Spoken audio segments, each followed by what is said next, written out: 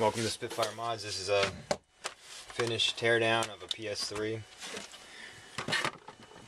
Top's unscrewed. We're going to lift our Blu-ray drive, release our front clip from the motherboard, lift the retaining clip holding the ribbon cable down.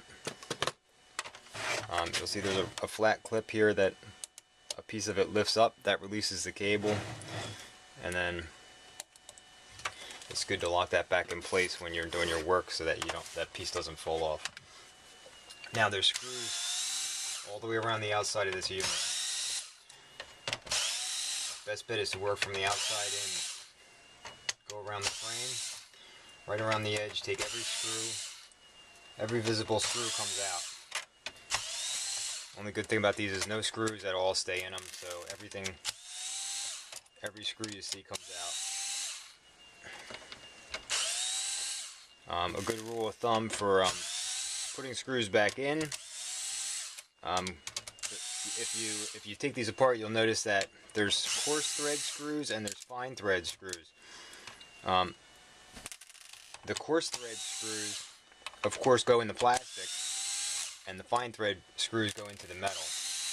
So if you're screwing metal to metal, it needs a fine thread screw. If you're screwing down into plastic, it needs a coarse thread screw. Now your plastic screws are only going to be from the back here, around the side, across the front. Those are your plastic screws. Everything else is a fine thread screw. Holding this down, fine thread screw. Holding your power supply down, fine thread screws. And holding your wireless antenna down was fine thread screw. Now once you have those off, you can spin loose your screws holding down the heatsink clamp. Then we're going to remove, there's one screw holding the cage together in the back. It's a smaller headed screw, and then one over the hard drive holding the cage together. Those two hold the cage together. Then you have your ground screw, and you have a long screw right back here by the power supply plug-in, where it plugs in to the outside unit. Now once these are released, you just lift those out of place, leaving the screws in them, and then pull out your wireless or your power button.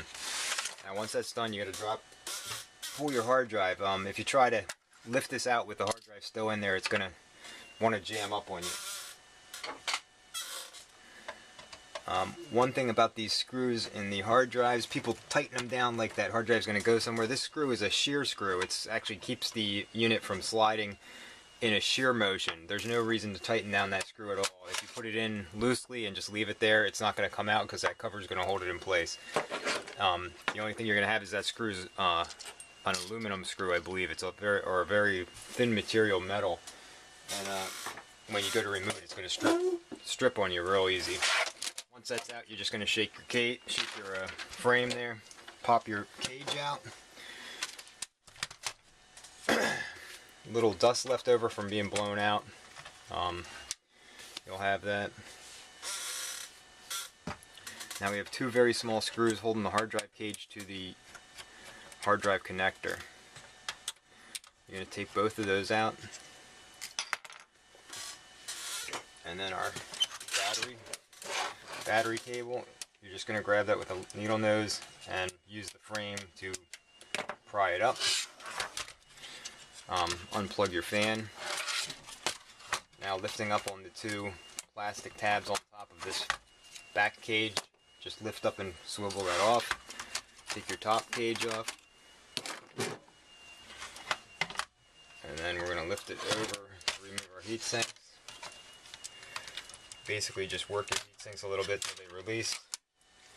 Now again, you're going to see the compound on this unit actually is dried out, both on the CPU and the GPU, completely dried out, which is typical with a Y load or yellow light of death. So you're going to find that whenever the OEM compound's dried out, the unit's most likely Y load, and typically the CPU's still damp and the GPU's dry. This unit's probably been run a long time, and they're both dried out completely.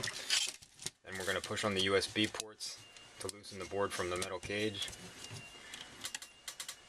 You don't want to flex this board too much, and it's not really held in place other than just age and dust mostly holding that in place. Now once that's off, you can clean off your CPU and GPU.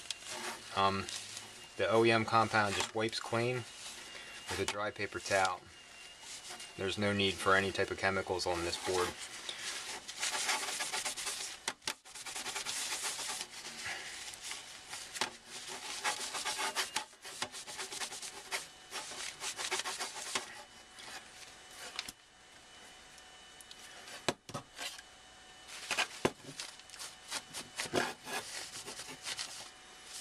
And what you're going to have is a nice clean set of chips there ready to go, ready for flux and get fixed up and back in shape.